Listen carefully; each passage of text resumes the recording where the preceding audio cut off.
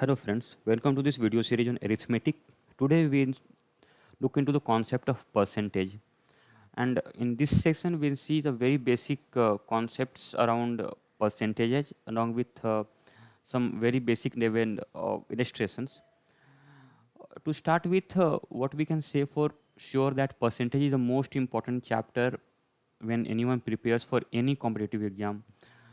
There may not be a direct questions based on percentage, but the application or the usage of percentage is so wide across various other chapters that gives the prominence and the importance to this topic.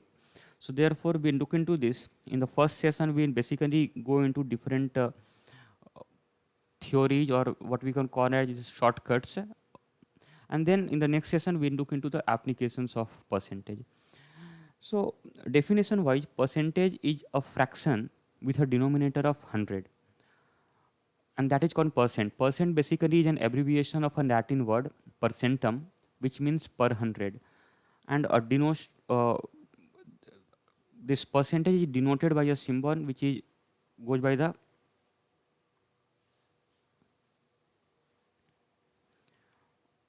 sign. This is called percent sign, right?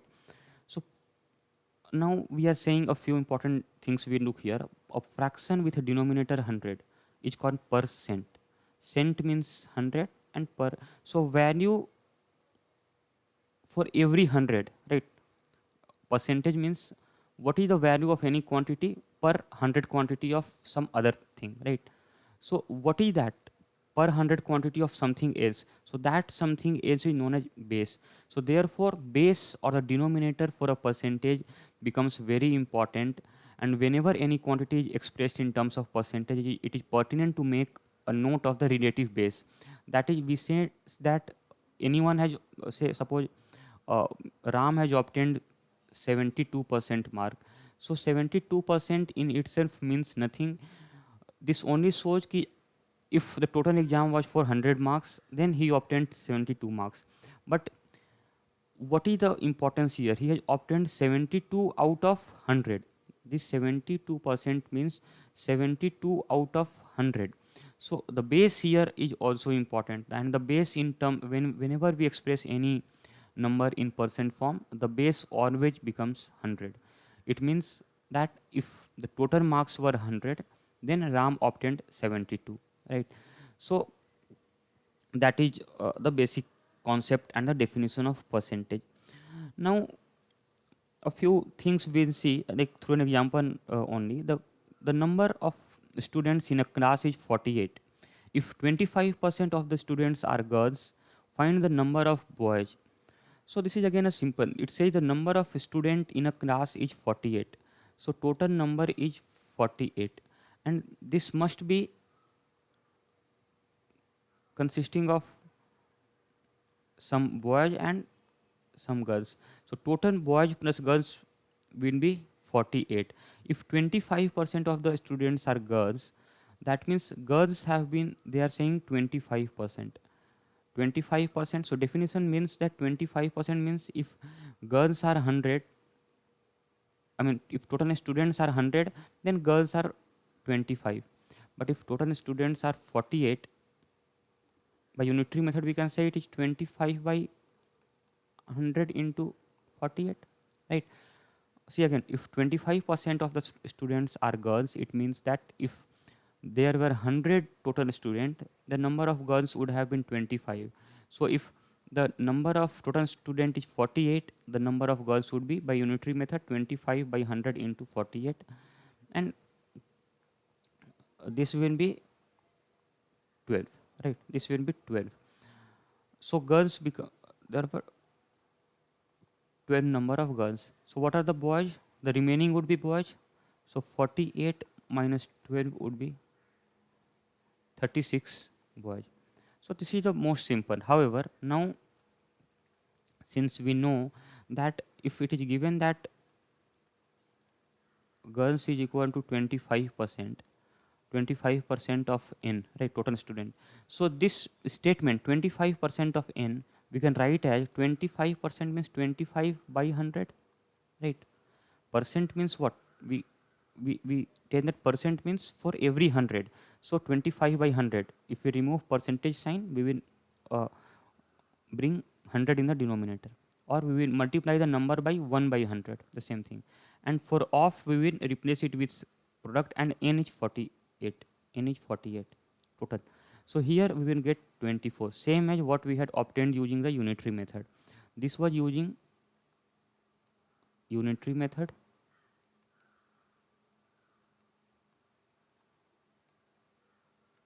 However, now directly we will try to interpret the statement. If 25% of n, that we can write as 25. To remove percentage, we will write 1 by 100, right? Into off means total. Total is n. So 25% of 48. So 25 by 100 into 48 is 12. So 12 girls. So from here we can say boys is 48 minus 12, which is 36. Right. This is method 2. Now using the same thing again, we will solve this question example 2. Chetan scored 92.8% marks in CBSE 10th board examination. If the total marks were 500, find the find how many marks did Chetan score in absolute terms. So see, directly we can write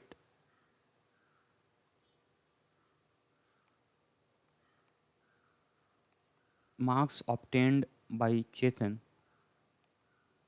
is what 92.85 92.8% of total marks,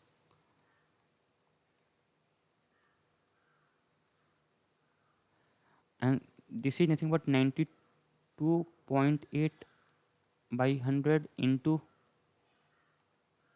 total marks of, we will replace off with 100, multiplication sign, and total marks means 500, that is given. So this will go off. So here it becomes how much?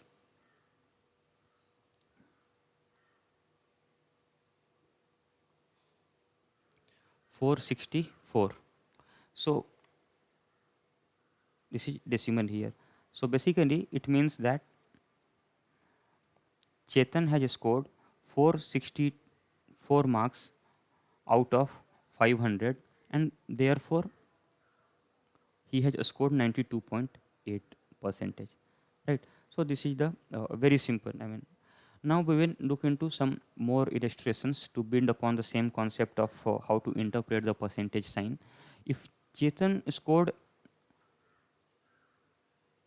so therein we were looking into a concept of percentage of a quantity, x percent of y. Here 92% of 500 marks, or 25% of 48 student were girl. So x percent of some total base. Here we will have to find what percentage of y is x. So let us see the question. If Chetan scored 367 marks out of total 500 marks in CBSE 12th board, find the percentage of marks obtained by Chetan. So percentage, again we will try to first. So see, if total marks is 500, then Chetan scored 367 marks.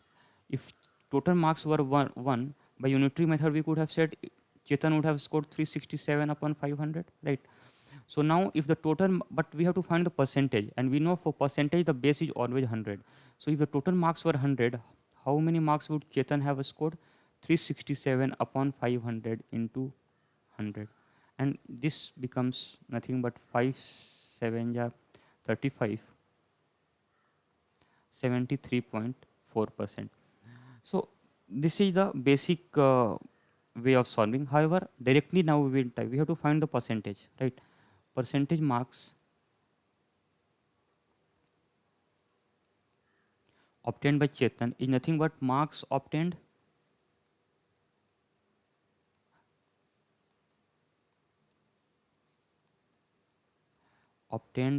by Chetan upon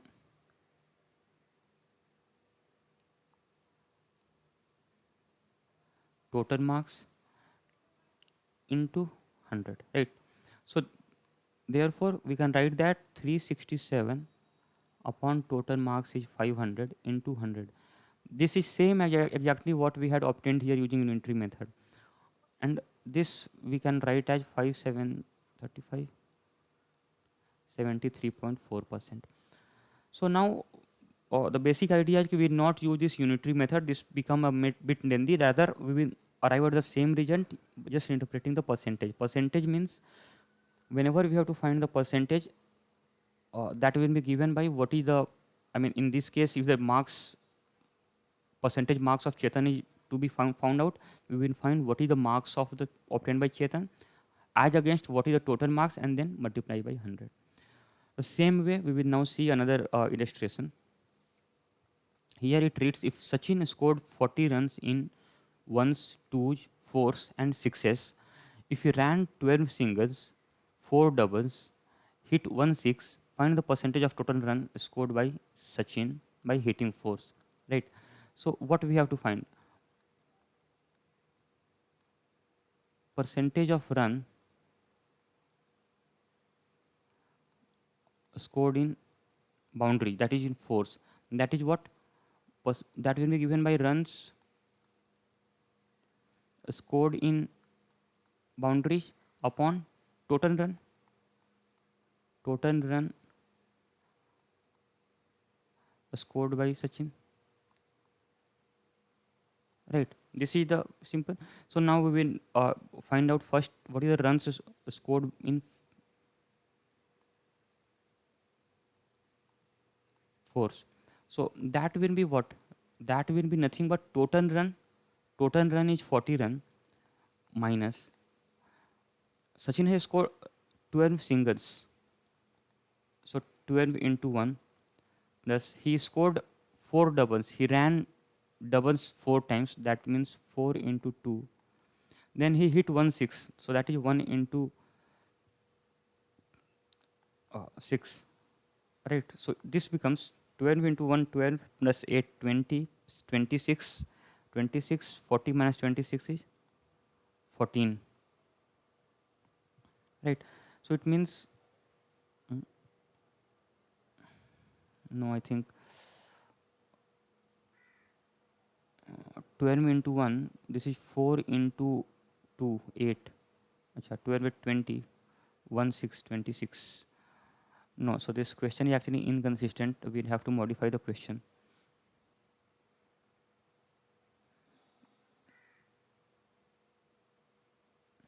So let us make this 10 singles, right? So this will be 10.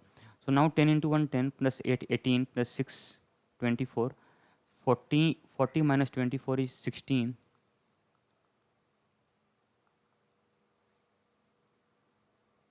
16 runs. So 16 runs in fours, right? 16 runs in fours. Why the previous, I mean, this 12 was incorrect? Because then it was coming that Sachin scored 14 run in fours, but that cannot be true, right? Because he will hit either 3 fours or 4 fours, not 3.5 fours. So that is why. So now we have got this figure. So we just substitute it here. What is the run scored? 16 run.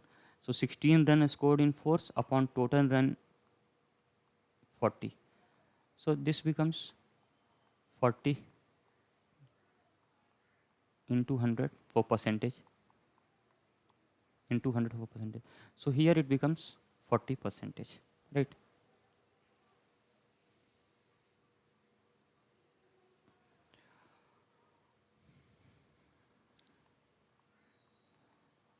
So 40% is the answer to this question. Now let's move to the next question. It says that in the CAT exam last year, Saurav scored 50% in VA and 40% in QA, wherein VA and QA are of total 80 marks each, right? So what is given here? That verbal ability, that is 50% of total marks is 80, right? Then QA is 40%, 40% of total marks is 80, and then there is other section, third paper, which is of NRDI, and how much percent. Let us assume X% of total marks, which is 60. Question is, in the CAT exam last year, Saurav scored 50% in VA, 40% in QA, wherein VA and QA are total of 80 marks each. What is the minimum percent he should score in NRDI, which is out of 60 marks, if he targets at getting 45% overall? So now see. So what is the total marks here? Total marks in VA would be 50 by 100 into 80. So this becomes 40 marks. Here we can write 40 by 100 into 80, which is 32 marks. Here we do not know, right? We do not know. So we can simply write this as x into 60 by 100. But now total marks obtained,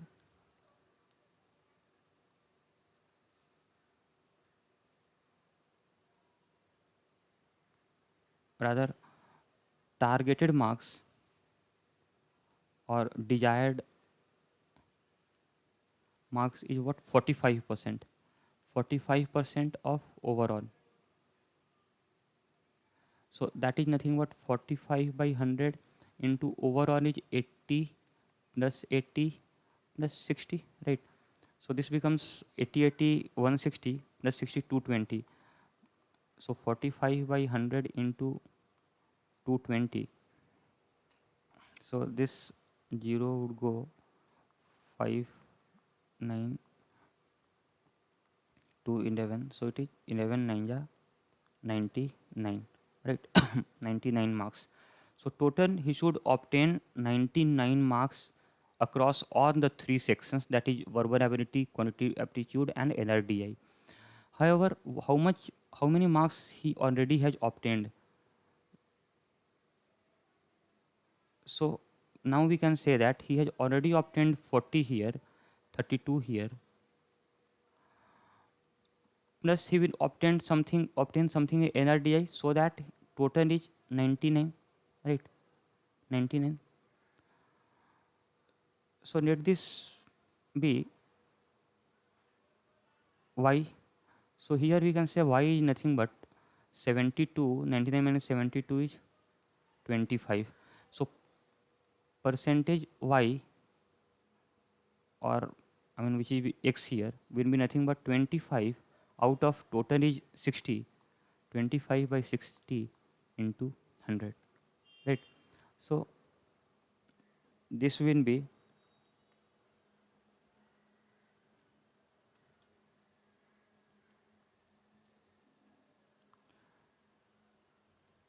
this will be 41.67%. And so later on how to do calculation of percentage easily. Otherwise here this 0 would go off, and then 2 3 ja, right? So this becomes 125 by 3, which is nothing but 41.67%. So this is the answer to this question, right? Now we will move to the next concept. This is very basic level concept. I just run through on this. That is the conversion of a fraction into percentage.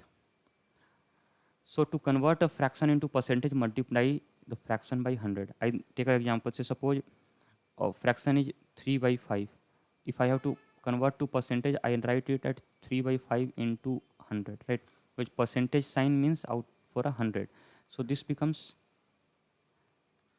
60%. This becomes 60%. Similarly, if it is like 12 by 5, what will be the percentage? 12 by 5 into 100. To convert a fraction into percentage, I multiply the fraction by 100, right? So this becomes 240%. Extremely simple, nothing, just and this you must be knowing itself. Just for the sake of including here, I have kept it. Now conversion of a ratio into percentage, a similar thing. If say ratio is 4 is to 5, and why I want to convert it to percentage, what I will do, I will convert this to fraction, right? I will convert this to fraction first. So 4 is to 5 means fraction would be what? 4 by 9 into 100. So this is nothing but 44.44%. Why 4 by 5? Because see, if there are two items A and B, A is to B is 4 is to 5. So so and the percentage of A is what? A would be 4 out of 9 and B would be 5 out of 9, and their percentage would be, to obtain the percentage I multiply that with 100. So therefore it becomes this will be 55.55%, right? So this is the generic way. Now again, say suppose if the again A is to B, had it been say any other fraction, let us say 12 is to 13. So A would have been 12 upon 25 into 100, which becomes 48%, and B would have been 13 upon 25 into 100, which is 52%. So basically what I am doing, I am just, first ratio is given of two quantity, I am converting that ratio into a fraction for each of the quantity, and then multiplying by 100 to obtain the percentage. Now it is how to convert a percentage into fraction. This already we have seen. Say suppose it is a 48%. So to convert it to fraction, what I do, I remove percentage and multiply by 1 by 100, that is, or divide by 100, that is 48 by 100, and this will be nothing but 12 by 25. 4 is a common here, so 12 by 25, right? Similarly, if it was say 6.25%, so what is it? 6.25 upon 100, which can further be written as 625 upon 100. So now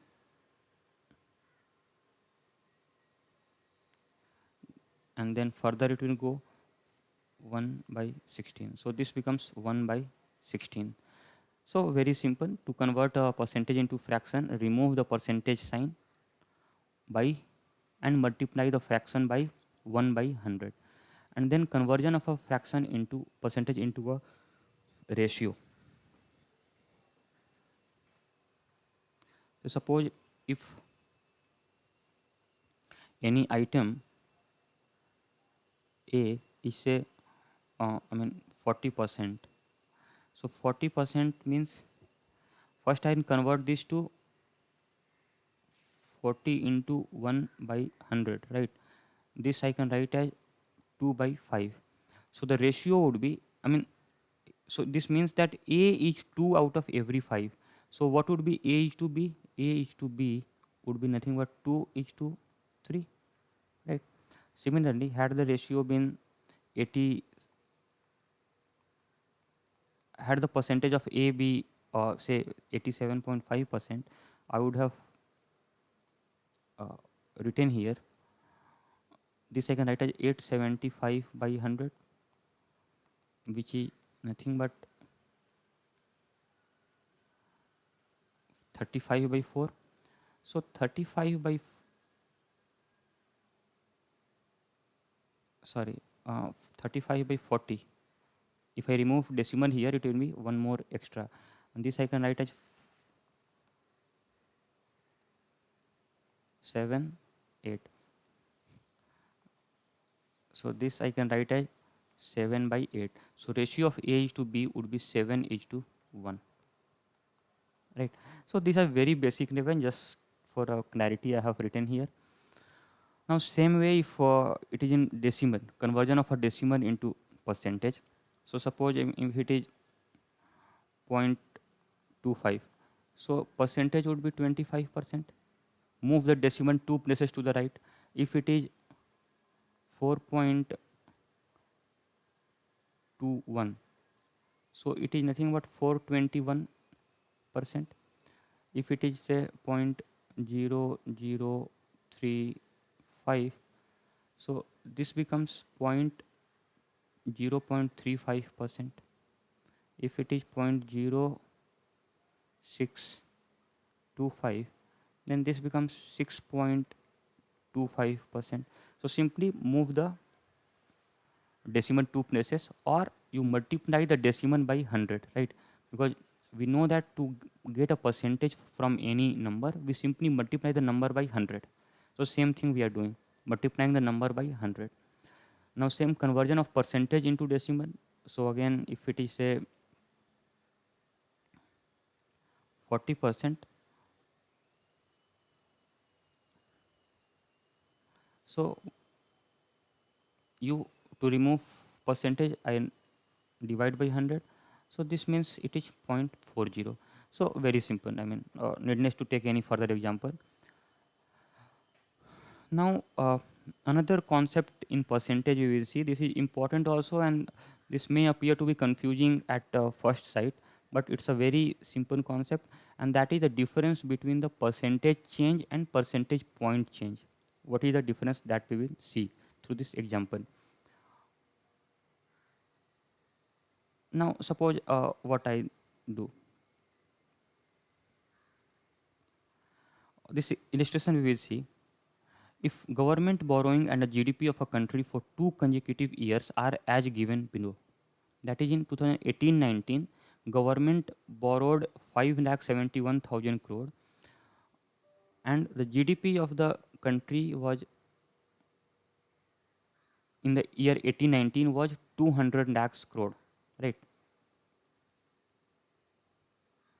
And in 1920, the gross borrowing by the government was to the tune of 7 lakh 10,000 crores, whereas the GDP was 225 lakh crore. So find the percentage change and the percentage point change for government borrowing over GDP. So what is the percentage? First, I mean, percentage, what we have to calculate, the percentage of which variable over what variable, right? So here it is given percentage of government borrowing over GDP. So that is what has been given to us. So percentage of borrowing over GDP, or percentage of borrowing to GDP, right? I mean, these terms are quite important. Over to, this means that there is some numerator, there is some denominator. What comes after over or to is in denominator, what comes before over or to is in numerator, right? So this will be in 2018-19, the same percentage would be 5 lakh 71,000 crores, both the units of crores, so we can ignore that. And here it is 200 lakh crore, right? So this we can calculate how much would it be the, and to get a percentage we will multiply by 100. So right, this we have obtained. So this here we get that 2.22 is 4, 1, 2, 8 is 16, 1, 2, 5 is 10, 2, 5 is, so 2.855%, right? And in 2019-20, the same percentage is 7 lakh 10,000 numerator upon denominator is 225 lakh crore, and since we are converting this to percentage, I will multiply with 100. So this will be again 4 zeros will go off, and then one more zero will strike off. So what remains here is 710 by 225. So what is the percentage of 710 by 225? And that is here 3.155%. Now we will see. Now we will see.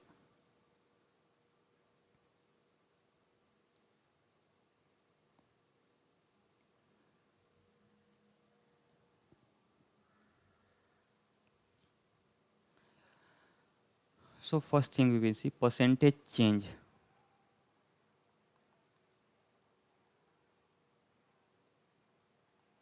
percentage change in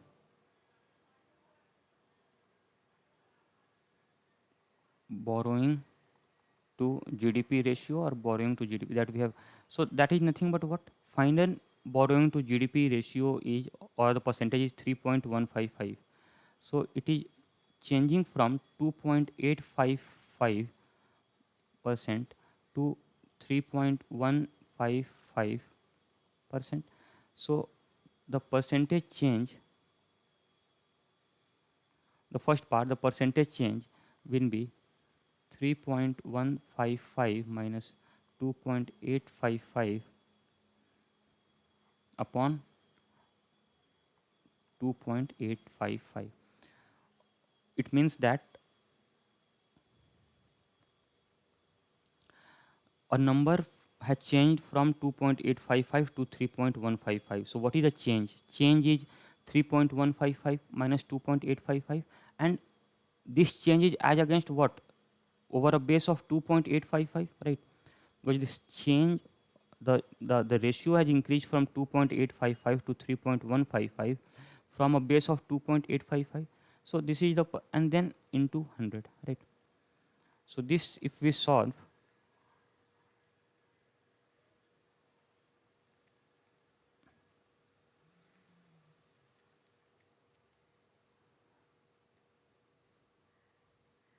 so this change is nothing but 0.105 into 100. So I straight away write this as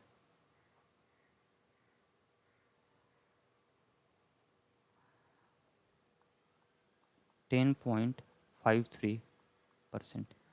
So this shows that 3.155 is 10.53% more than 2.855. This is the percentage change in borrowing. Now I look into the second percentage point change, and that will be given by nothing but simply the 3.155% minus 2.855%. So this is 0 0, right? So 0.30%. So now percentage point change is just 0.30%. Percentage point means it has simply increased from 2.855 to 3.155. That is a increase of 0.30 percentage point, right? Increase of 0.30 percentage point. However, what is the percentage change? Then we will do as done in part first, wherein the ratio is increasing from 2.855 to 3.155, and the denominator, the base is 2.855. Therefore, the change, percentage change in the uh, borrowing to GDP ratio is 10.53%.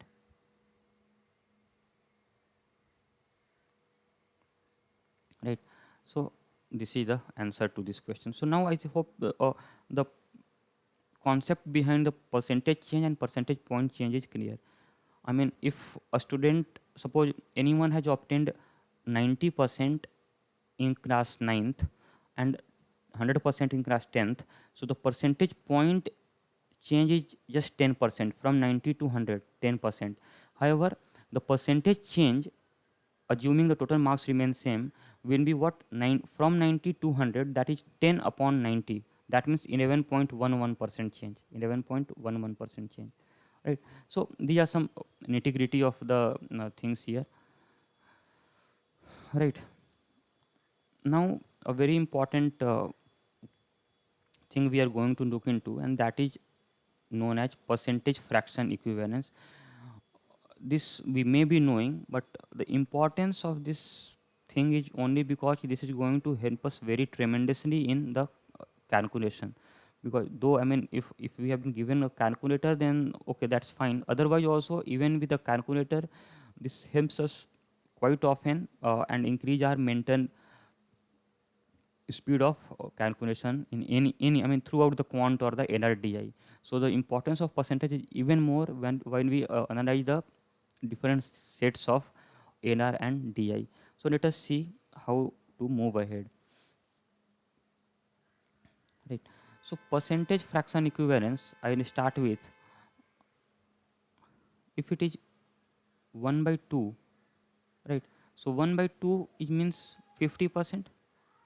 Directly we can write 1 by 2 into 150%. Similarly, if it is 1 by 3, this we know is 33.33%, right? So if anywhere we happen to see 33.13%, we can directly write this as 1 by 3. Then if it is 1 by 4, this is 25%. If it is 1 by 5, then this is 20%. How am I writing 20? Because 1 by 5 into 100 I do to convert to percentage, and when I multiply this with into 100, 5 20 times, so 20%. Similarly 1 by 6, 1 by 6 is again 16.67%. 16.67%. Now see, if anywhere we see 1 by 6, or if anywhere we see 16.67%, we can directly write that as 1 by 6, and that will ease our calculation. We will see the use of this going forward through illustrations, but the concepts we should be very careful with.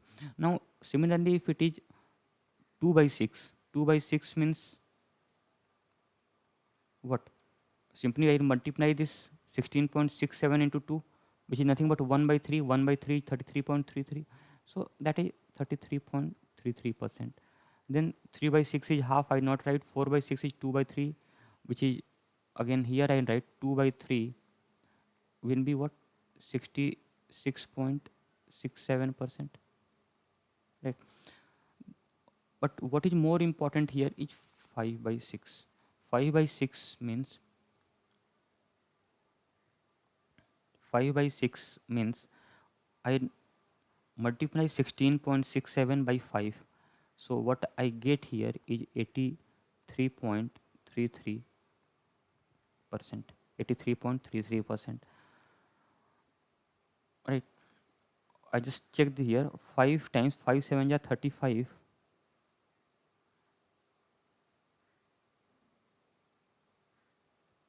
And then 3, 5 6 are 30 plus 3, 33, 3. Then 83.33. So basically, in exact terms, let us write what is this. 5 divided by 6 is 83.33. Right. Uh, Now, if we see 1 by 7, 1 by 7 basically is nothing but 14.28. Very simple. How to remember? 7 to the 14, 14 to the 28%. Now, if it is 2 by 7, we can write this as 28.56%. If it is 3 by 7, it is 42.84%. If it is 4 by 7, it is 57 point again 14%. If it is 5 by 7, that is 71.42%. If it is 6 by 7, then that is 85.71%. Now see, though I'm trying to give at many places rational, but at the end we need to mug up, we need to remember all this. And if we can remember anywhere, if you remember that 85.71% is nothing but 6 by 7, just imagine how much convenient the calculation would become. I mean, instead of 85.71%, we can directly write 6 by 7, right? So these things, at the end we'll have to remember. There are very useful fractions which do appear in the exam, and for them we can directly write the fraction. Now if suppose it is 1 by 8, so 1 by 8 is 12.5%. 2 by 8 is 1 by 4, which is 25%. 3 by 8 is again a very important fraction, and this is again 3 times this, so 37.5%. 4 by 5 we 4 by 8 we know is half. 5 by 8, 5 by 8, and that we should know, that is 62.5%. 62.5%. Then 6 by 8 is nothing but 3 by 4. 3 by 4 is 75%. Now next is 7 by 8, and 7 by 8 is another important, which is 87.5%. So I uh, highlight a few important ones. Basically all are important, but like 1 by 6, 1 by 7, 1 by 8, 3 by 8, 37.5%, 7 by 8, which is 87.5%, right?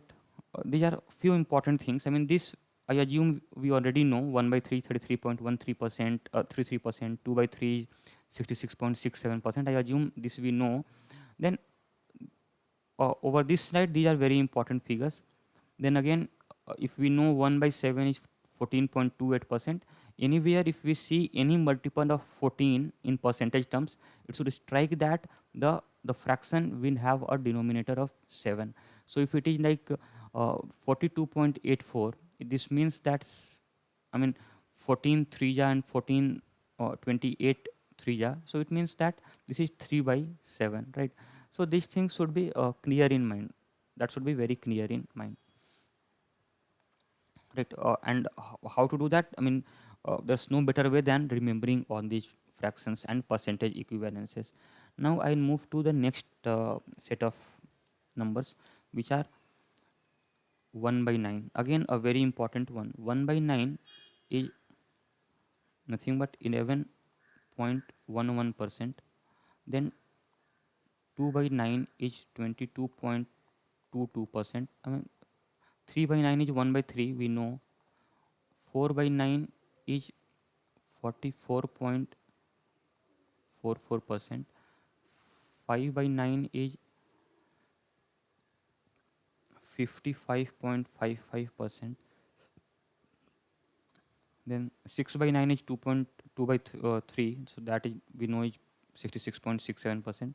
Then 7 by 9 is 77.77%. 8 by 9 is 88.88%. So now see, such an important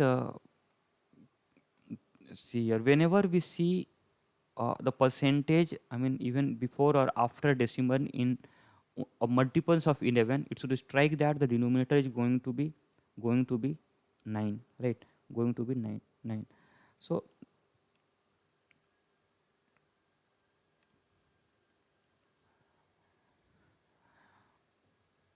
now next, 1 by 10 we know is 10%. So this I not go beyond. I mean, this we know. Then 1 by 11 is another important, and that is 9.09%. Then 2 by 11 is 18.18%. 3 by 11 is 27.27%. Then 4 by 11 is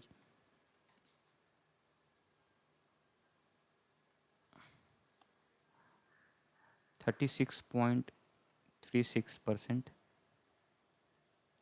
I mean, the last digit here may be 36 or 37, or depending on the rounding things, but broadly this is going to give you the correct thing. Now 5 by 11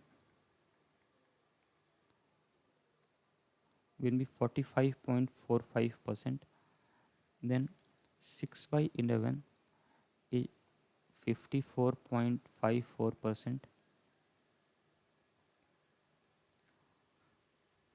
Again, from here I write 7 by 11 is nothing but 63.63%.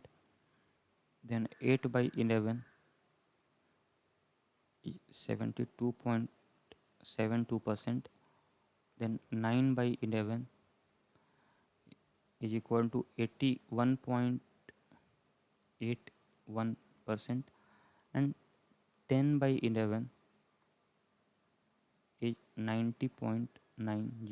I mean, this may be 90 or 91, but broadly this is the what it gives. Then after 1 by 11, basically our target is to remember at least 1030, right? 1030. So if anyone asks what is 1 upon 29, we should be very fast to say it is 3.45%, right? Or if anywhere we see 3.45%, we should tell it is 29, 1 by 29. Or if we see 4.35%, we should be very quick to say it is 1 by 23. So at least till 30 we should know. Now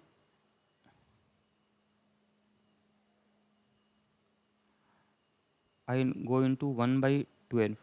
This is another important one. This is 8.33%.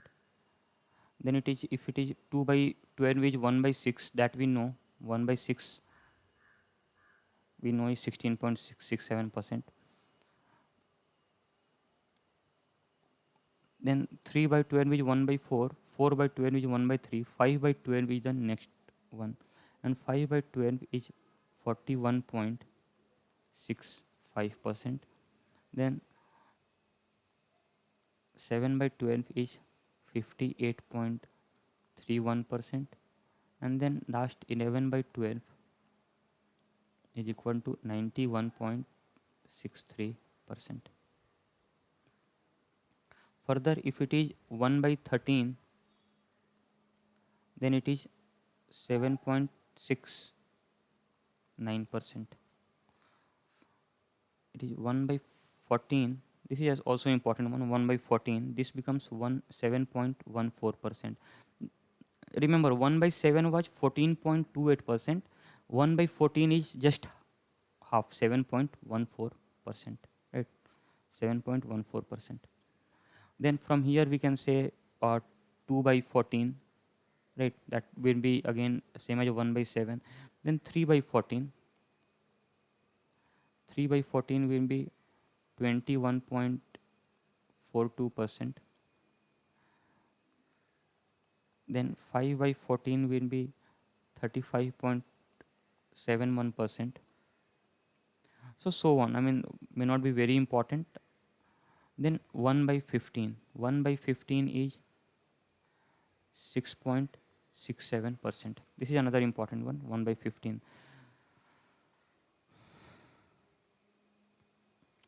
So here for 1 by 15 I write a few.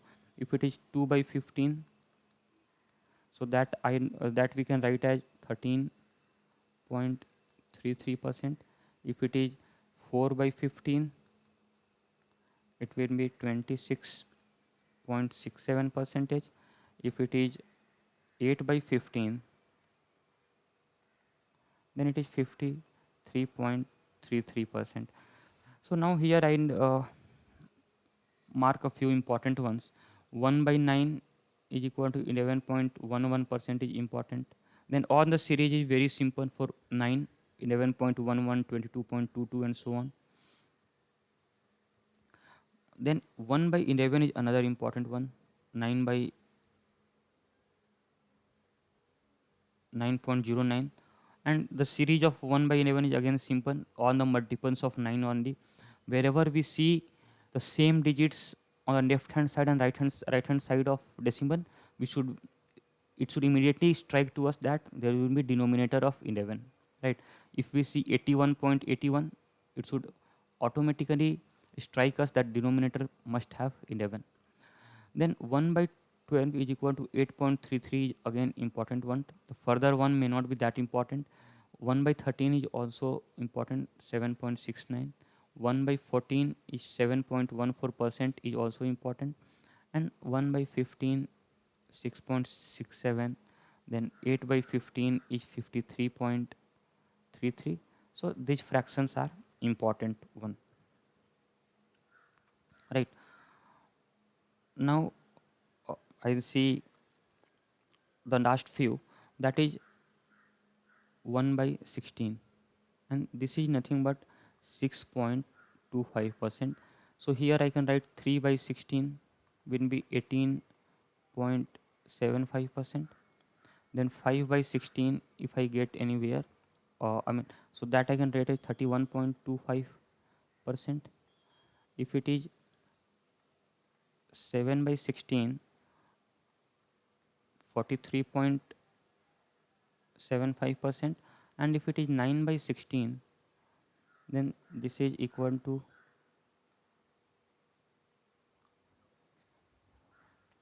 46.25%.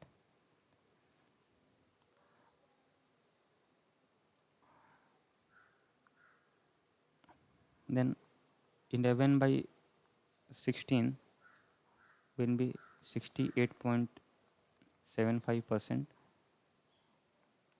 13 by 16 is equal to 81.25%.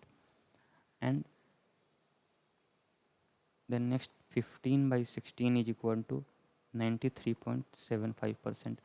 So I mean, wherever we see, anywhere if we see that the decimal is in 25 or 75, it's not necessary, but it should strike that there may be a possibility of a denominator being 16, right, being 16, so that we may try and just check whether that's true, and if that is there, then our calculation becomes extremely easy. Now quickly we'll see 1 by 17, this is 5.88%. 1 by 19,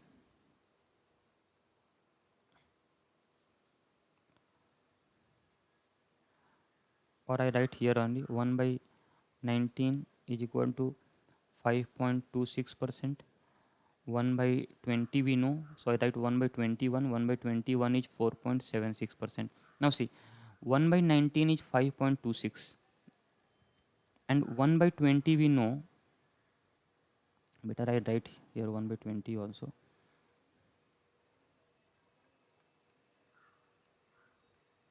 Is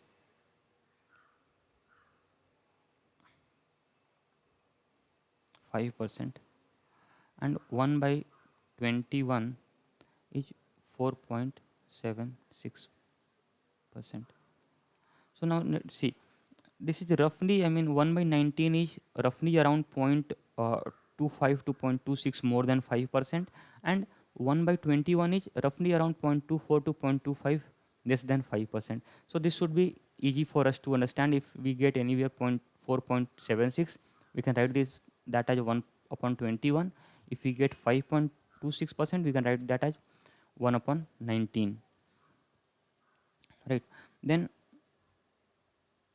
so 1 by 18 I have missed out here, so that also I write 1 by 18 is 5.55 percentage.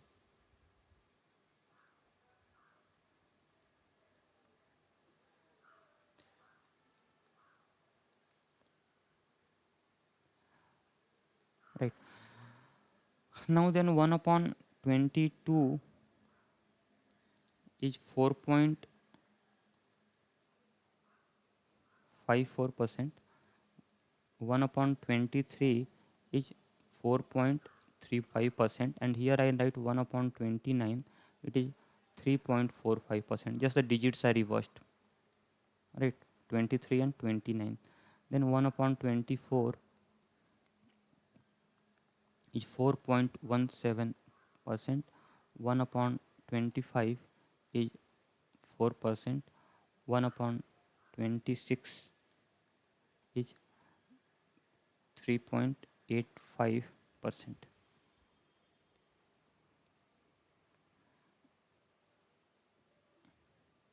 1 upon 27 is 3.70%. 1 upon 28 is equal to 3.57. 1 upon 29 we have written, and 1 upon 30 we know is 3.33%. So thereby we have seen at least the reciprocals of all the first 30 natural numbers in percentage term, and not only that, even the multiples of the few of the cases. So now if we remember all these things, then, and I recommend that we remember at least till 30, so that the calculation becomes extremely easy. What are the important ones in this slide? So I mark those. Start with 1 by 16, very important. 3 by 16, 18.75 is also important. Then 13 by 16, which is 81.25 is also important. Now then 1 by 19 and 1 by 21 is important, assuming that 1 by 20 we know, right? Then 1 by 23, 1 by 29. So these are a few important ones here on this slide. Though it's recommended that we remember everything, however, if not possible, at least what I have highlighted must be remembered and marked up, right? So we will make use of this going forward into various calculations. Now another calculation trick we will learn here, uh, though I mean recent times the cat has allowed the use of calculator, a regulated calculator. However, we should know this concept, and this actually comes handy many a times while doing a calculation which involves percentages. So let us see how does this work out. So if the illustration, I mean, for example, I take if it is 29 by 72, right? We have to find the decimal value of the same. How do we find? I mean, it's really difficult. Either we have to perform the division of 29 by 72 if we do not have access to calculator, or there is one other approach. We know that 72, I can write this as 24 plus 5 by 72, right? Now 24 by 72 I know is 33.33%. That is 1.1 by 3, which is 33.33 percentage, plus 5 by 72. Now this 5 by 72 I will write as what? Now see, a few important things. What is the 10% of 72? 7.2, which is more than 5. So 5% of 72 is 3.6. So I can write this as 3.6 plus 1.4 upon 72, right? So the first term, 3.6 by 72, will give me what? 5%, because 10% is 7.2. 7.2, half of 7.2 is 3.6, which is 5%, right? So this is 5%, and what remains is 1.4 upon 72. So 1.4 upon 72. So now roughly we know 72 into 2 is 144. So this will be nearly 2%, a bit less than 2%. So it will be somewhere around 1.95%, right? So now if we add the 33.33% plus 5% plus 1.95%, we get something around 33 plus 5, 38 plus 139 plus 140, 40.28%, right? 40.28%.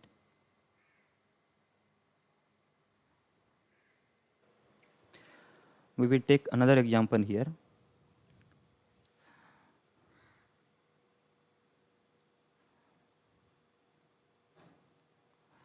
So suppose if it is 53 upon 96. So how to solve this? I mean, if we do not have calculator, what we can do, and this, I mean, the process may appear to be lengthy, but I mean, because much of the calculation here is mental. 33.33 mentally we can get up to, even 3.6 is equal to 5%. This also mentally we can, whatever time is it's going to take, that is in interpretation of the last stage, that is in the 1% range, right? So that is the only time which we'll have to spend here. Otherwise, rest of the things will be in the fraction of second mentally we can find out. Similarly, 53 upon 96. So this I can write as 48 plus 5 upon 96. 48 by 5 I can directly write as 50%. 48 by 96 is 50%, plus 5 by 96, right? 5 by 96. Now see, 96, the 10% of 96 is 9.6. So what is the 5% of 9.6, which is 4.8, and here it is 5. So we know that this we can further break into 4.8 upon 96 plus zero point 0.2 upon 96. So this is what? This is 5%. And now see, zero point 0.2 upon 96, had it been zero point 0.2 upon 100, it would have been 0.2%, but it is 0.2 upon 96. So it will be something more than here. So 0.21, let us say suppose 0.21%. So now we will add the 3. We will add the 3. 50% plus 5%, 55% plus 0.2521%, which is 55.21%. This is a very effective and easy way whenever we look at the number we can interpret. Only thing we should know how to add the 2 digit or 3 digit number mentally, right? Here we could find that 5 is nothing but 4.8 plus zero point 0.2. If we know this to do mentally, we can get to the answer very quickly. Now let us take another illustration on the same percentage rule calculation for calculation. If it is say 49 upon 78, so this we know we can write this as 39 plus 10 upon 78. This we can further write as 50% plus, now 10 upon 78. This further we can write as 10 upon 78. We know 10% of 78 is 7.8. So 7.8 we can take out here, writing 10%, and what remains is 2.2. So 2.2 upon 78. Now roughly we can say this is less than 3%, right? This is less than 3%, because 78 into 3 means that is around 234, 234, which is 2.34. However, it is 2.2, so it is slightly less than 3%. So one way could be कि we take out the 2% range, so we can write this as what? We can write this as 1.56, and what remains is 44 plus 20, which is 0.66 upon 78, right? This is nothing but 2%, and this is roughly around 0.8%, right?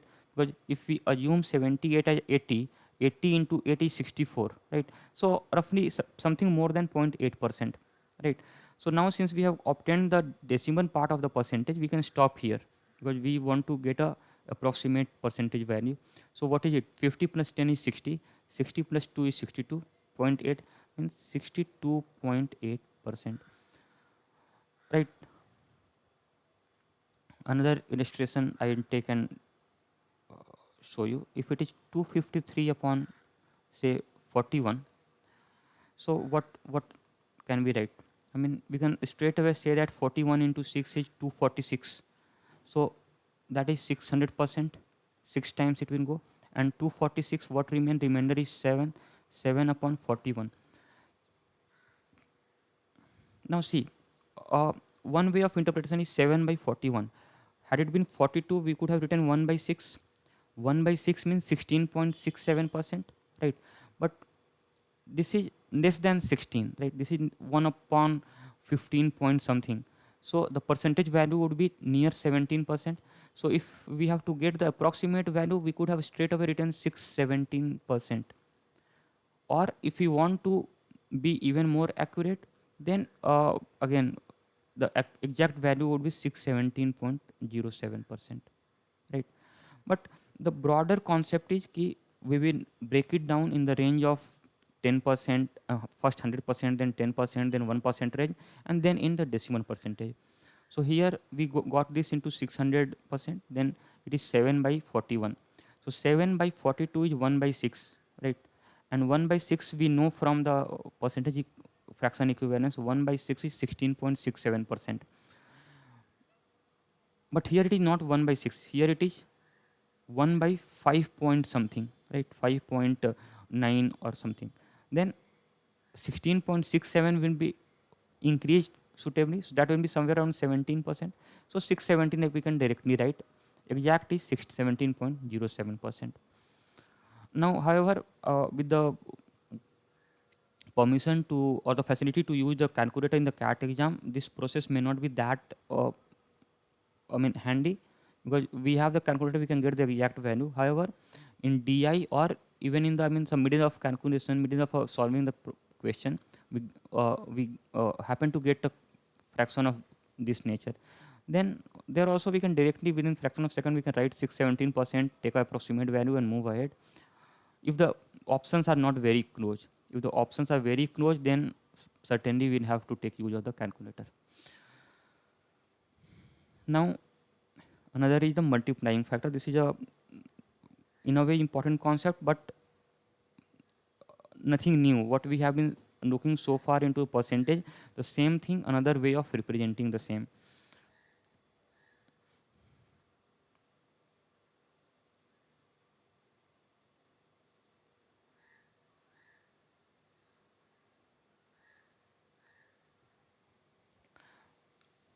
So say, suppose I mean multiplying factor. How do we write this? If suppose anyone Ram has obtained 90% marks in board examination out of total of 500 marks. So what the total marks obtained by Ram would be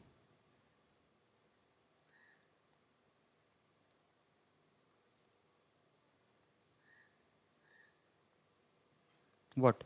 90 by 100 into 500. This we have seen 90 by 100 into 500. So here we can write this as 9 by 10 into 500. So this is what 9 by 10 is nothing but the multiplying factor.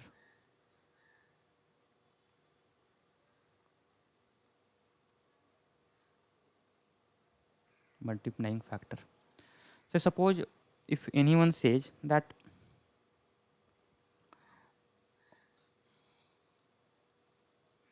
we will represent this by f, multiplying factor f, right?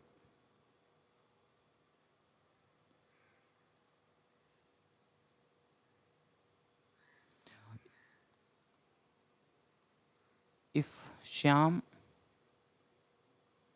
has scored 87.5% out of same 500 marks, so what will be the multiplying factor? If we know 87.5%, we know is how much? This we have seen. I mean, you may not remember, but 87.5, 37.5, 6.25, 18.75, all these are a sequence wherein the denominator has 16, right? Denominator has 16 as a number. Sorry, 16 or 8 as a number. So here in this case, this is a case of 7 by 8, right? 7 by 8. So if we know that 87.5% is 7 by 8, we can directly say the multiplying factor is 7 by 8. So the marks obtained by Shyam would be nothing but 7 by 8 into 500. This we can write as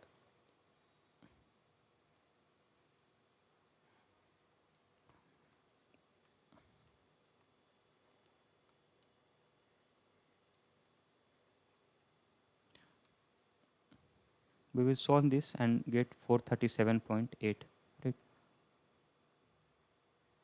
5 into 25, 125. 125 into 7 becomes 875 by 2 is equal to 437.5.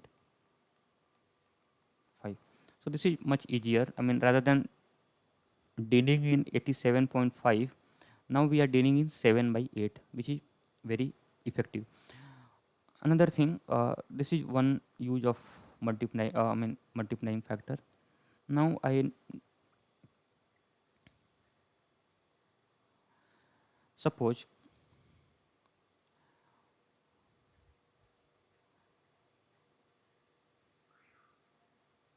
if GDP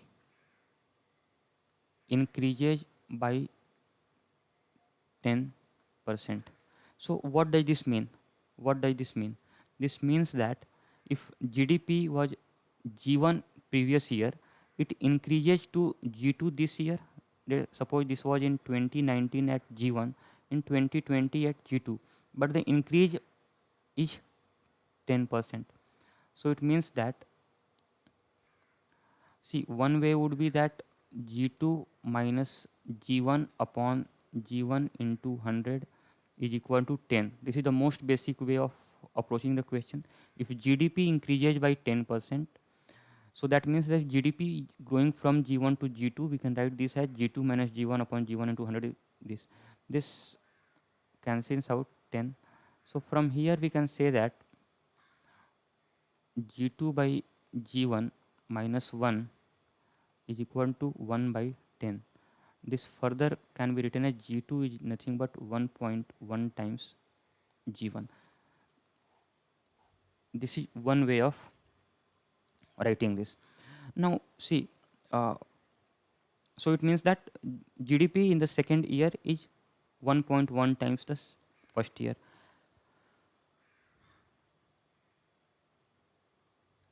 However, another way would be that if, say, suppose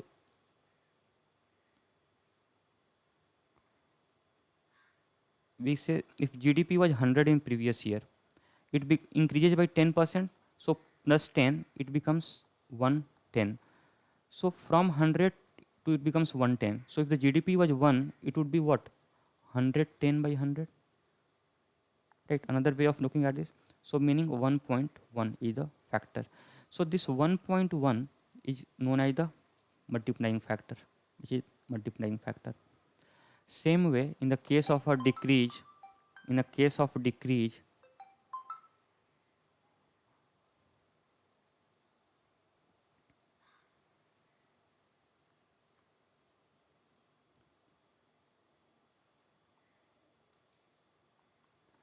if GDP decreases by say 20%, so what would we do? I mean, say in the first year it was G1, it comes down to G2. So decrease is what? Decrease is, I mean, G1 is more, G2 is come or lower. So G1 minus G2 upon G1 into 100 is what? Decreases by 20%. So this means it becomes 80%. Sorry, this is 20%. So here the decrease is 20%, which is 0.20. So if we see this, sorry, 20% means since I am writing 100 here, so it is percentage. So this becomes 5 times. So this I can write as G1 minus G2 is equal to G1 upon 5. From here I can write G2 is equal to 4 by 5 G1. So here now see, this is, which is nothing but 0.8 times G1. So here the multiplying factor F is 4 by 5. So this we can directly write. Now what is the process here? See, 20% we know. So the multiplying factor will be 1 minus the percentage, 1 minus 20%, which is 1 minus 1 by 5, which is 4 by 5. Here the multiplying factor will be, in case of increase it is 1 plus the percentage, 1 plus 10% means 1 by 10, which is 11 by 10, which is 1.1. In case of decrease it is 1 minus, right? Only thing we have to remember, if it is a case of increase it is 1 plus, if it is a case of decrease it is 1 minus. So 1 minus 1 by 5, which is 4 by 5, right? So this is the multiplying factor. So simply we could have written here that G2 will be multiplying factor, which is 4 by 5 upon into G1, right?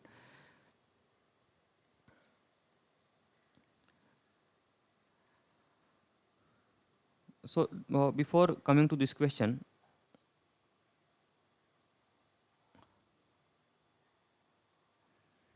I'll take up few examples in this regard to show that,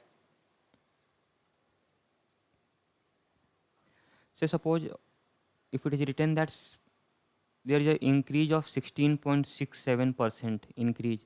So what would be the multiplying factor? Multiplying factor would be what? 16.67 is 1 by 6. So 1 plus 1 by 6 is 7 by 6. Similarly, if it is 55.55% more than say 900, so what would be the value? 55.55. Now again remember this 55.55, I had said whenever it is a multiple of 11 it means the denominator will be 9. 1 by 9 we know is 11.11, so 55.55 is 5 by 9. 1 more, since it is more than, so it is 1 plus 5 by 9, which is 14 by 9, 14 by 9 of 900. So this becomes 1400, right? This becomes 1400. Similarly, if the question is 18.50% less than, say, 192. So now 18.50, we know that 1 upon 16 is 6.25. So let us make it 18.75. I mean, this also can be done, but 18.75 will be, so 6.25. So 18.75 will be nothing but 3 by 8, and 3 by 8 less than, so the factor would be what? 1 minus 3 by 8, which is 1 minus 3 by 8 into 192, which is 5 by 8 into 192. This we are trying to do directly. Otherwise, we could have done using the process which I have shown here, the generic process. But the direct using this multiplying factor, we know that now here we can, this is 120. Then further, if it is, say, 43.75%, uh, say more than 12800. So here also 43.75, whenever it is 0.75, 0.25, 0.50, we should check whether this is, denominator is 8 or 16, right? 8 or 16. So 1 by 16 we know is 6.25. 6.25 into, so 6 7 are 42.257, yeah. So this is 7 by 16. This is 7 by 16 here. So it is more than, so 1 plus 7 by 16 into 12800, which is nothing but 23 by 16 into 12800. Here we can, I mean, write this as 800. We can cancel this out, write 800. So this becomes 18,400, right? So 18,400 is the amount which is 43.75% more than 12,800. This we can directly get. One more example I will take, and then move to the illustration here. If it is 87.5% less than, say, 200. So what we know, 87.5%, 37.5%, these are all, uh, whenever it is 0.5 or 0.25, 0.75, we should be, I mean, it should strike that denominator will have either 8 or 16, right? So here we know that 7 by 8 is 87.5%. So it is less than, so 1 minus 7 by 8 is 1 by 8. 1 by 8 of 200 is 25. So what is that quantity which is 87.5% less than 200? That is 25. Straight away we can say. So this is the use of the concept of multiplying factor. This is a very beautiful concept. I mean, this anyway we use in the daily life, but we are trying to codify this or give a term to that thought process, which goes by the name of multiplying factor. Right. So now, basis this, we will solve this question, where it says that due to the economic disruptions caused by COVID-19 infection, the price of real estate properties have fallen by 37.5%. Whereas to make up for the fall in the overall tax collection, the government has raised the property tax by 18.75%. Find the new real estate property price if it was rupees 38,000, 38 lakhs 40,000, right? So this we will solve. Now see, there are,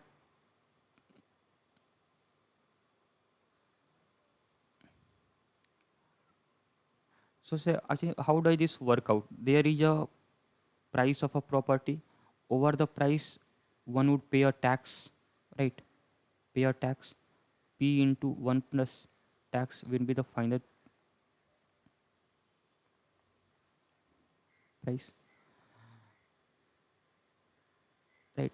So if we see here, now the price has gone up, right? Price has gone up by, sorry, price has gone down by 37.5%. So the new price is, and 37.5% is 3 by 8. So new price will be 5 by 8 p. Directly we can say 1 minus 1, 3 by 8 into p. And tax has, overall tax collection, to improve that, government has raised the tax rate by 18.75. So now this becomes 1 plus, now t has become 18.75 means what, 1 by 16 is 6.25, so 18.75 means 3 by 16. Now this is the final price.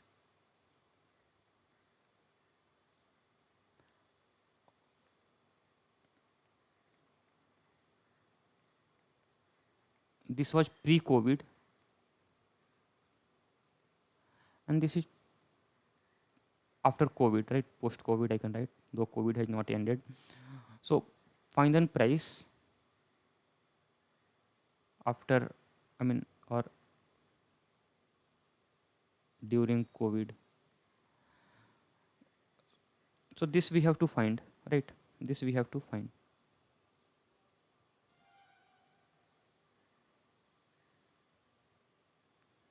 So basically that will be nothing but this we can write as initial price into, right, into what, price has become 5 by 8 times p, whereas the tax has gone up by 19 by 16 times, it has become 19 by 16 times t. Here, I mean, increase of 18.75 means 1 plus 3 by 16, which is 19 by 16 times t, right? So basically, this will be 38 lakhs 40,000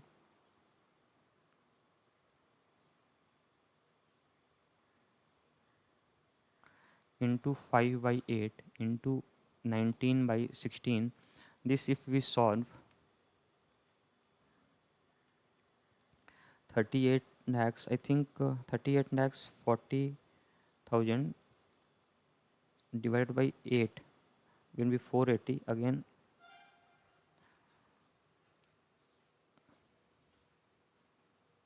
So this becomes 30 lakhs, right? So this is the answer to this question. Here, I mean, again, another way, p into, we may also write, I mean, this factor is coming down, this whole factor 1 plus t is coming down by 18.75%. This we will assume, not only tax rate, but this is coming down by 18.75% of decrease, and here it is 37.5% of increase, right? So that way we can write this and get the answer to this question. We'll solve many more questions of this nature going forward, but let us see now. Look into another concept. If Shalini's age is 20% lower than Vaishali's age, so if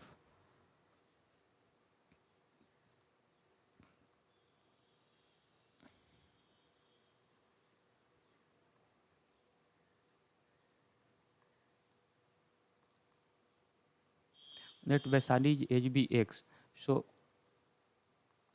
Shalini age is 20% lower. 20% lower means what? 20% is 1 by 5. So it becomes 4 by 5 of x, which is 0.8x. Then by what percentage is Vaishali elder to Shalini? So see, percentage of Vaishali elder to Shalini. So what is the base here? Base is Shalini, which is 4 by 5x. And what is the numerator? Difference between. Because by what percent is elder? So difference between x minus 4x by 5, which is nothing but 0.2x upon 0.8x, which becomes 25%, right? This is the answer. Means Vaishali is 25%, 25% elder to Shalini in terms of age. Now there's a method two here.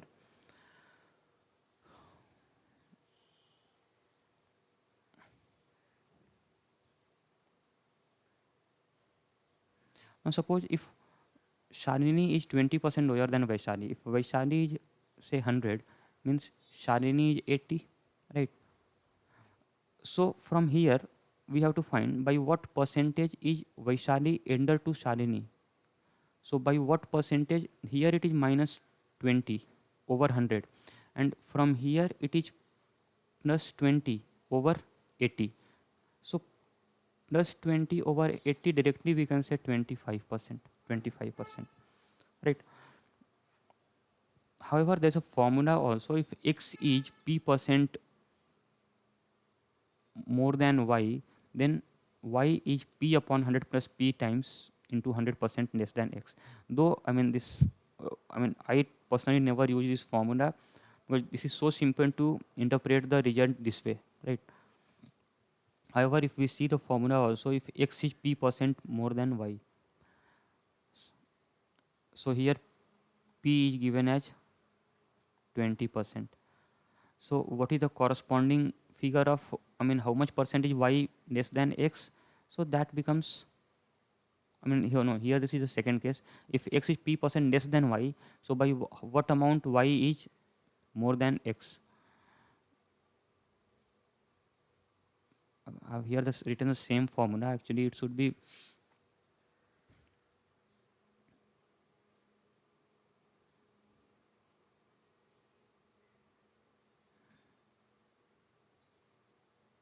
minus p here, right? So the required percentage will be p, which is 20 upon 100 minus p, 100 minus 20, which is 20 by 80, which is 25%. We can use this formula. However, I recommend we go by this logical concept, and we can interpret any result very quickly, right? Very quickly. Now, similarly, if I take another example just for the sake of a better understanding, if suppose there are two quantities x and y, right? If y is 40% more than x, so by what percentage is x less than? So if x is 100, y is 140. So by what percentage is x lower than or y lower than x? So that will be nothing but y is lower than by minus 40. So 40 upon 140, this becomes 40 upon 140. So this we can calculate how much percentage it is. This becomes 2 by 7. 2 by 7 we know is what? 1 by 7 is 14.28, 2 by 7 is 28.56% lower than y.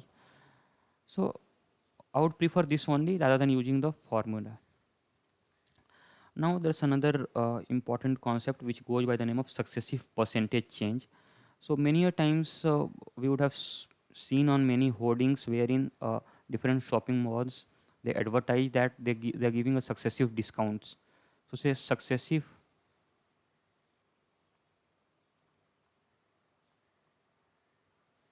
discount of say 30%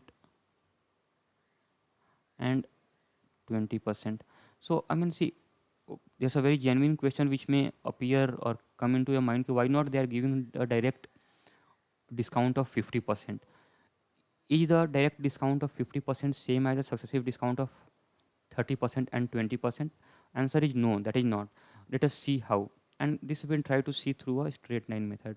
So assume that the cost price of the item is 100%, 100 rupees.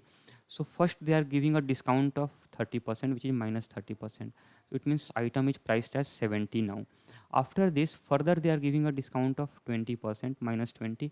So now 20% of 70, which is 14 rupees, right? 14 rupees. So 70 minus 14 is 56. So effectively we see that the price has come from 100 to 56 after two discounts. So basically this means it is 45 44% discount, right? 44% discount, 44% discount. So this is not same as 30 plus 20, which is 50% discount. Similarly, if say suppose there is a wholesaler wholesaler, right,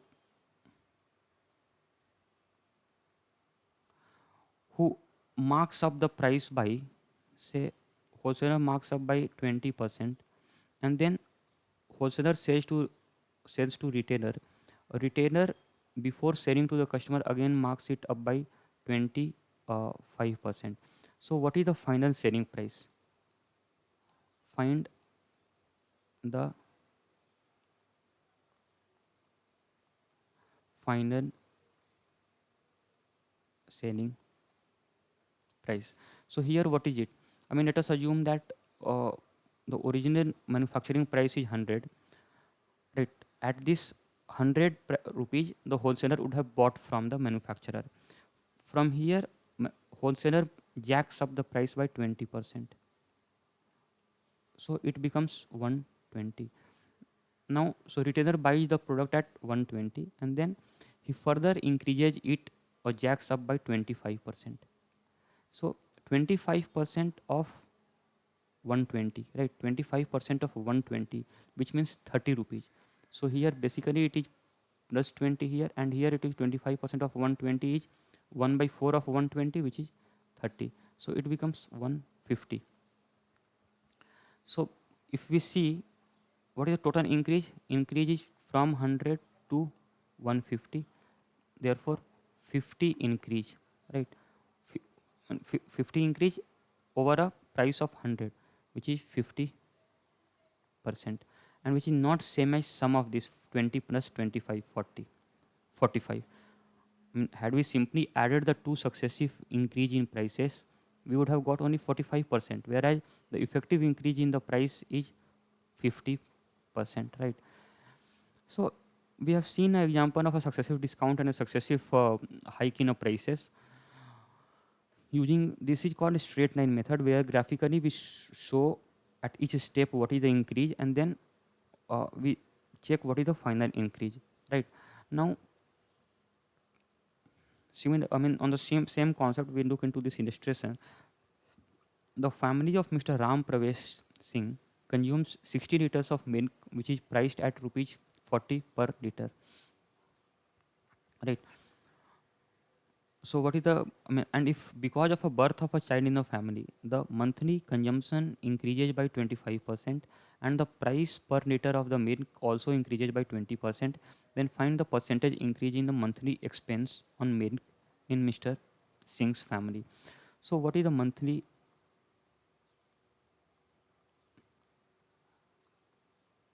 expense? That is nothing but quantity into price, right? Quantity into price. So can we, see, there are two ways now. I look into one is the, now Q is increasing. Suppose this was, so expense was nothing but Q into P. Now final expense becomes Q is increasing by what? Quantity consumption is increasing by 25%, means increase by 1 by 4. So it becomes 5 by 4 into Q. And price of the milk increases by 20%, which is 1 by 5. So 1 plus 1 by 5 is 6 by 5 into P. So here 5 cancels out. So this becomes 3 by 2 times P into Q, which is nothing but 3 by 2 times PQ was original E. So E1 is equal to 3 by 2 times E. So what is the percentage increase in expense? Percentage increase in expense is what? 50% we can say. Why? Because 3 by 2, this is 1.5 E. or we can solve by E1 minus E upon E, that also 50%. However, we can now, if we see that in terms of a quantity into price, we can use this successive change method also.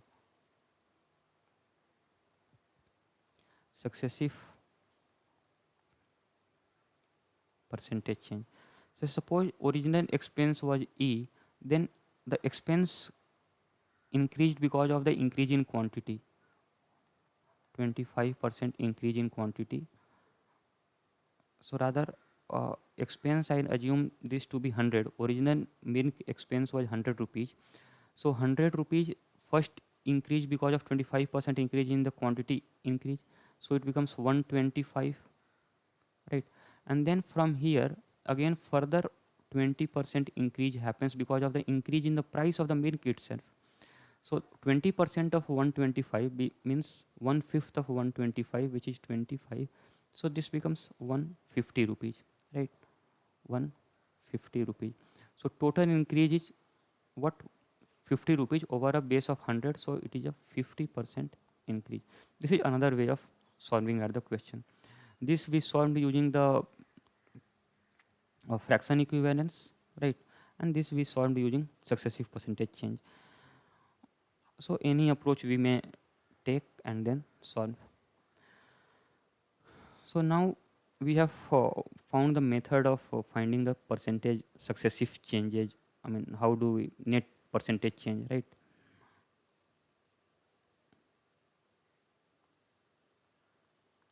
Net percentage increase is 50%.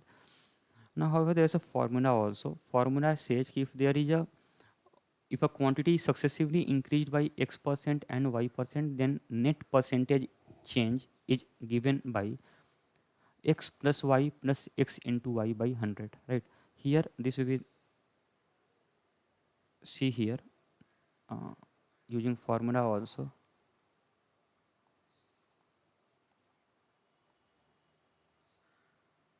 Using formula, first increase is 25% plus second increase is 20% plus 25 into 20 by 100.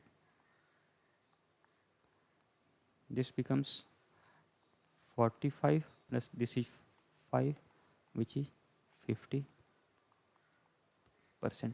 So right, using formula also we can solve this. Now we will look at this question number 9. Abhishek's salary increases by 22.22% in 1920, right, and decreases by 28.56 in 2021 owing to disruptions caused by COVID-19 pandemic. Then find his salary at the start of 1920 if it is given that his annual salary at end of 2021 is 34 lakhs. So let us suppose 20 1920 start end, right, and then 2021 end is equal to start for this, and this is the end, right? So here let us suppose at the beginning of 1920 the salary was 100 rupees. It increased by 22.22%, which is not nothing but 2 by 9. 1 by 9 is 11.11%. So 2 by 9 increase. So the facts, I mean equivalence multiplying factor would be 11 by 9, 1 plus 2 by 9, which is 11 by 9 into 100, right? And then over this there is a decrease here, decrease of 28.56%,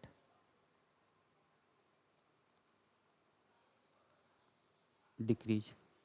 So 28.56 we should know. I mean 1 by 7 is 14.28. So this is nothing but 2 by 7, right? 2 by 7. So this becomes 5 by 7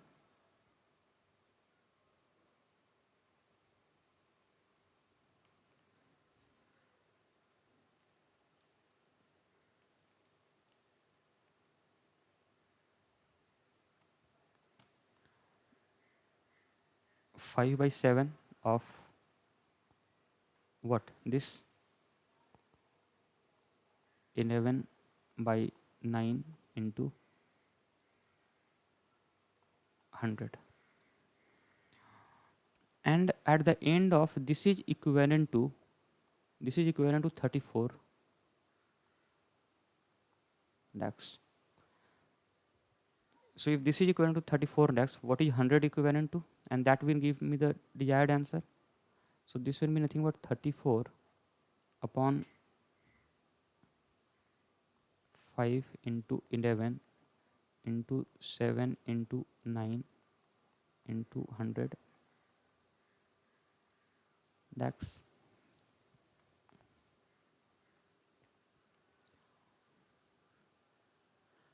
So this will be nothing but 34 into 7 into 9 divided by 5 11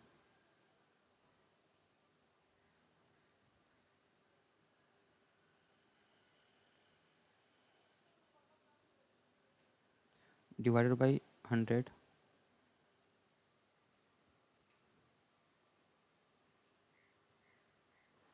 So basically this comes out to be 38.95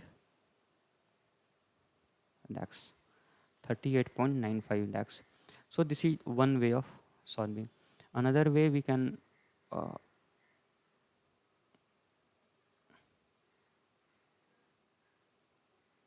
solve here, method 2. Now see,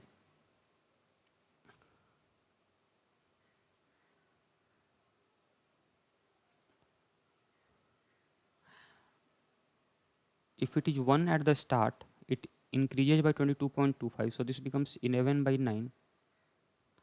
And then from here it decreases by 28.56%. So 28.56 means 2 by 7, right?